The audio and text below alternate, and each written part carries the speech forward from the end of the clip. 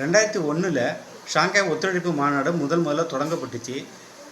இன்றைக்கி சீனாவில் நடந்துக்கிட்டு இருக்குது. இந்த ஷாங்காய் ஒத்துழைப்பு மாநாட்டில் 10 நாடுகள் உறுப்பு நாடுகளாக இருக்குது. அதில் ஒவ்வொரு நாட்டில் இருந்தும் பாதுகாப்புத்துறை அமைச்சர்லாம் அதில் கலந்துப்பாங்க.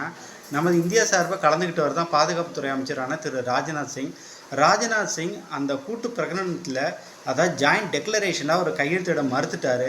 ஏன்னா அந்த கோப்புகளில் பகல்காம் தீவிரவாத தாக்குதல் பற்றியோ 26 அப்பாவி பொதுமக்கள் சுட்டு கொண்டது பற்றியோ, எல்லை தாண்டிய பயங்கரவாதத்தில் ஈடுபட்டிருக்கிற பாகிஸ்தானை பற்றியோ, ஆயுத பயிற்சி மற்றும் நிதி உதவிகள்லாம் பாகிஸ்தான் தீவிரவாதிகளுக்கு கொடுக்கறது பற்றியோ எதுவுமே அதில் சொல்லப்படலை.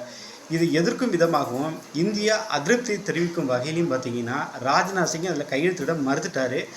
இப்போ கையெழுத்து போடலைன்னா அந்த மாநாடு ஒரு படுதோல்வியாக பார்க்கப்பட்டதாக இருக்கும்.